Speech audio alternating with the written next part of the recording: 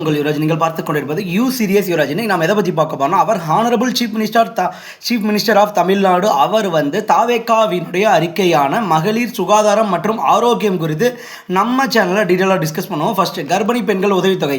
கர்ப்பிணி பெண்கள் அவர்களுக்கு தேவையான ஊட்டச்சத்து உணவுகள் வாங்குவதற்கும் மாதாந்திர மருத்துவ பரிசோதனை செய்வது மற்றும் அத்தியாவசிய தேவைகளை பூர்த்தி செய்து கொள்ளவும் உதவும் வகையில் 25,000 ரூபாய் நிதியுதவி வழங்கப்படும்.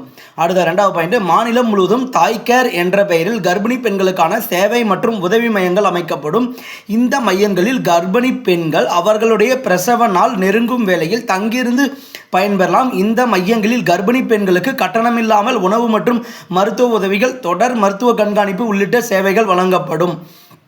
சிறப்பாக செயல்பட போகிறதா அறிவிச்சிருக்காங்க. அதில் முக்கியமானது கர்ப்பிணி பெண்களுக்கான உதவித்தொகை தாய் கேர்ன்ற அமைப்பு ஆரம்பித்து பிரசவ காலத்தில் அவங்களுக்கு உதவி பண்ணக்கூடிய ஒரு மையத்தை உருவாக்கி பயன்பெறும் வகையில் செயல்பட போகிறதா சொல்லியிருக்காங்க. சேவைகள் வழங்க போகிறதா சொல்லியிருக்காங்க.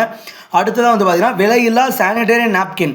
ரேஷன் கடைகள், பள்ளிகள் மற்றும் கல்லூரிகளில் பெண்களுக்கான விலையில்லா சானிடரி நாப்கின்கள் வழங்கப்படும்.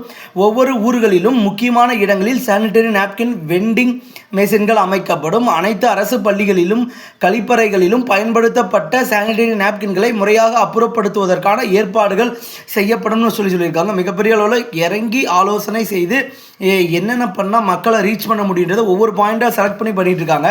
அடுத்து பார்த்தீங்கன்னா, 3வது, கட்டணமில்லா கர்ப்பப்பை வாய் புற்றுநோய் பரிசோதனை மற்றும் தடுப்பூசி.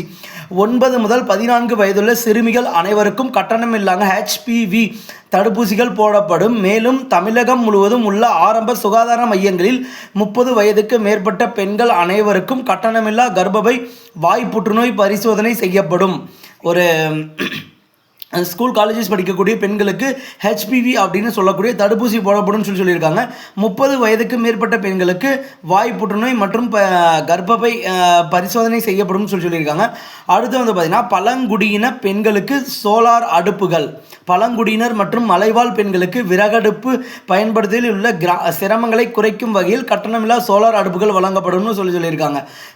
இதிலிருந்தே பார்த்தீங்கன்னா, மகளிருக்காக விஜயனுடைய தேர்தல் அறிக்கைகள் மிகப்பெரிய அளவு நுணுக்கமாக எடுத்து ஒவ்வொரு பாயிண்டாக பேசியிருக்காங்க. கிட்டத்தட்ட இந்த சோலார் அடுப்புகள்லாம் பார்த்தீங்கன்னா எந்த ஒரு ஆட்சியிலுமே யோசித்து கூட பார்த்துருக்க மாட்டாங்க. அவங்க அதை இன்டெப்த்தாக அனலைஸ் பண்ணி அந்த ஊரில் வாழக்கூடிய மக்களுடைய கருத்தோடு இந்த முடிவு எடுத்திருக்கதான் நான் நினைக்கிறேன். ஓகே கைஸ், இதுக்கு மேலே என்ன மகளிருக்கு கொடுத்தா பயன்பெறும்ன்றதை நீங்கள் நினைக்கிறீங்களோ அதை கமெண்ட்டில் சொல்லுங்கள். அடுத்த வீடியோவில் பார்க்கலாம். Thank you guys.